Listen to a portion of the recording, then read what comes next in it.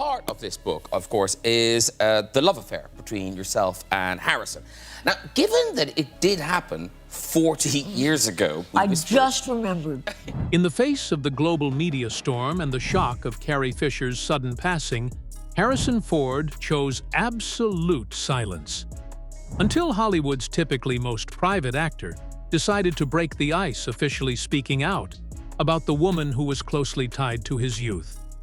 What truth actually unfolded in London in 1976, and what made Harrison Ford wait until everything came to a close before speaking up? The journey behind that belated revelation will be revealed right below. 400,000 news services picked it up. Wow! And it became a little embarrassing for me. In the spring of 1976, Elstree Studios, located on the outskirts of London, witnessed the beginning of a risky sci-fi movie project named Star Wars. Here, two people from two completely different worlds officially met and entered a whirlwind of fate. At that time, Carrie Fisher had just turned 19, a young actress still filled with naive unfamiliarity and insecurities about her appearance. She carried the invisible pressure of coming from Hollywood royalty as the child of two illustrious film stars. In complete contrast to Carrie's innocence, Harrison Ford was 33 years old at the time. He was an experienced man who had worked for many years in carpentry, before turning to cinema, always maintaining a calm, cold demeanor and being exceptionally secretive about his private life. On top of that, Harrison Ford had been married for 12 years to his first wife, Mary Marquardt, at that point.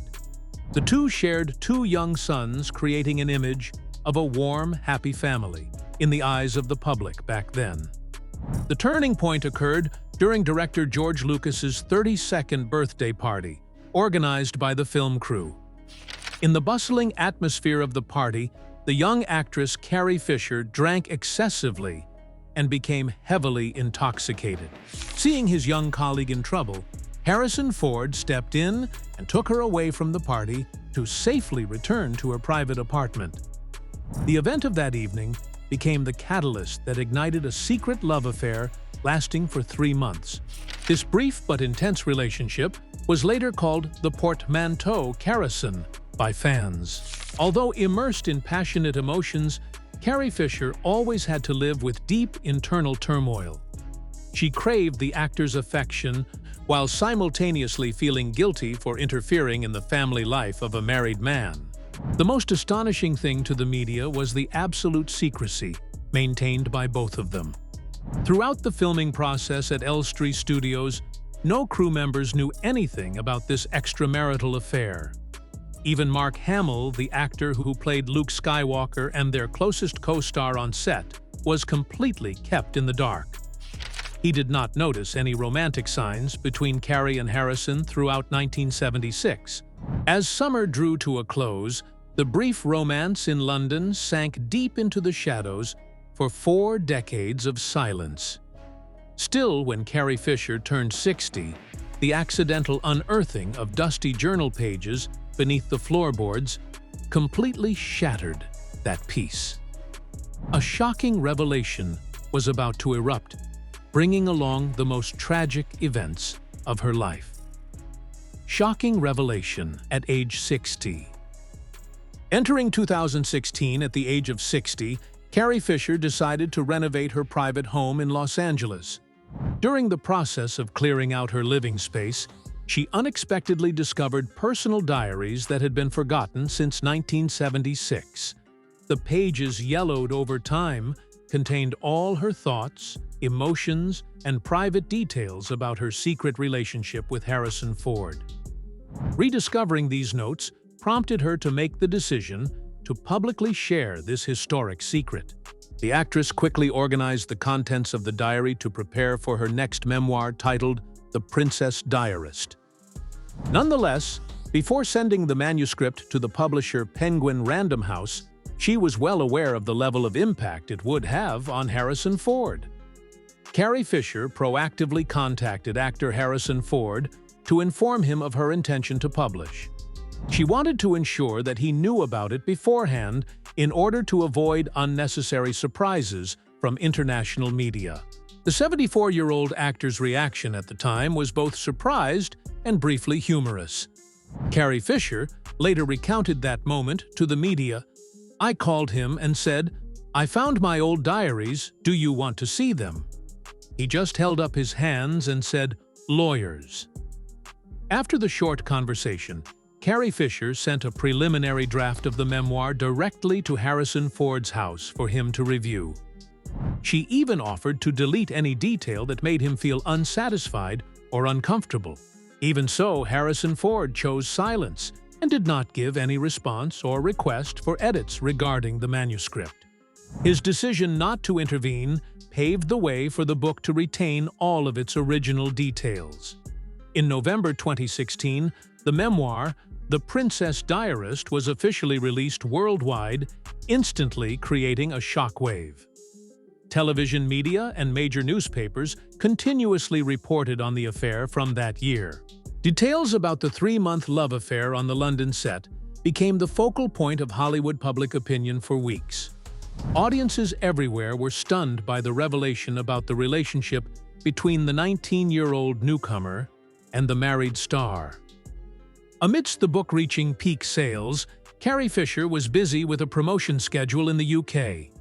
On December 23, 2016, during an 11-hour flight from London back to Los Angeles, a serious medical emergency occurred. Just 15 minutes before the plane landed, Carrie Fisher suddenly suffered cardiac arrest right in the passenger cabin. Medical personnel present on the flight made every effort to perform emergency first aid before taking her to the hospital for emergency care. After 4 days of intensive care at UCLA Medical Center, Carrie Fisher passed away on December 27th at the age of 60. Tragedy followed tragedy as her mother legend Debbie Reynolds passed away just 1 day later. By June 2017, the Los Angeles County Coroner's Office officially released the complete toxicology report. Test results confirmed the presence of traces of cocaine, heroin, and several synthetic stimulants in her body. In response to the shocking information from the investigative agency, her only daughter, Billie Lourd, issued an official statement. "My mom battled drug addiction and mental illness her entire life. She lived and died with it." Along with the official statement, Billie Lourd inherited the entire estate, worth tens of millions of dollars, along with the brand rights left behind by her mother. The passing of Carrie Fisher brought an end to a life filled with glory, but deeply turbulent. Carrie passed away when the wave of public opinion surrounding her memoir was at its peak, leaving all the pressure and questions resting on the shoulders of the surviving man, Harrison Ford. Harrison Ford breaks the ice. In September 2017, during an in-depth interview with GQ magazine, Harrison Ford broke his silence for the first time. He officially provided a direct answer to the relentless questions regarding the memoir, The Princess Diarist. Speaking about how it felt when the book revealed the old secret the actor calmly shared. "It was strange for me, but with Carrie's sudden passing, I don't feel like this is a subject I want to discuss." He declined to go into personal details or comment on the published diary entries. This brief but weighty statement instantly put an end to rumors of a legal dispute or anger on his part. The fateful bond among the Star Wars stars continued to be clearly portrayed 6 years after Carrie's death. On May 4, 2023, a star ceremony was solemnly held on the Hollywood Walk of Fame. The event took place right on Global Star Wars Day, drawing special attention from international media. Harrison Ford appeared alongside actor Mark Hamill and Billie Lourd, Carrie's daughter, to attend this grand ceremony. Standing in front of the star bearing Carrie Fisher's name, Harrison Ford could not hide his emotion while speaking to the crowd.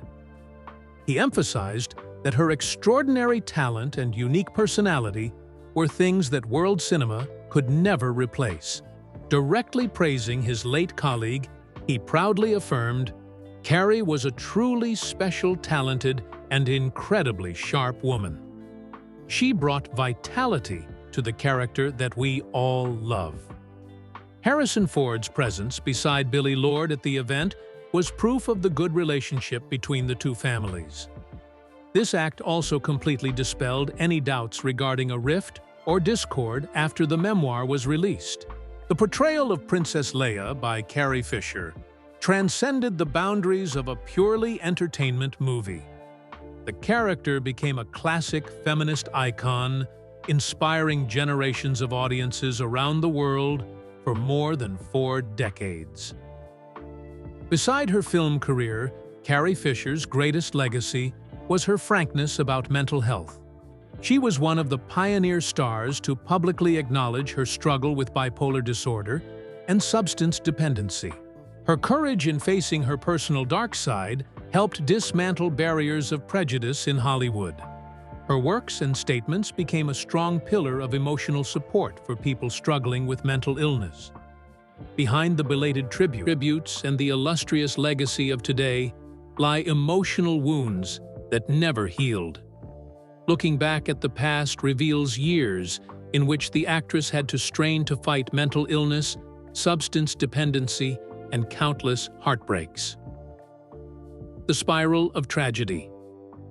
Following the sensational success of the movie Star Wars in 1977, Carrie Fisher quickly became one of the most sought-after stars in the world. Nevertheless, behind that dazzling spotlight was a downward spiral into severe psychological crises. Entering the late 1970s, the actress began showing signs of serious mental instability. She had to strain to fight against continuous, prolonged, erratic emotional shifts without an accurate medical diagnosis. In 1980, on the set of the film The Empire Strikes Back, Carrie Fisher's substance abuse reached an alarming level. She began using cocaine regularly to relieve the terrifying mental pressure from gaining fame too quickly. The actress herself later admitted to the press that she did not like the effects of this substance at all, but still turned to it as a desperate method of self-healing. The growing dependency took a heavy toll on her health and work progress. It was not until 1985, when she turned 28, that Carrie Fisher was officially diagnosed with bipolar disorder by psychiatrists. Identifying the right condition was an important turning point that helped her understand the psychological fluctuations she had experienced for many years. That very year, a life-or-death incident occurred when the actress suffered an overdose due to a dangerous combination of medications.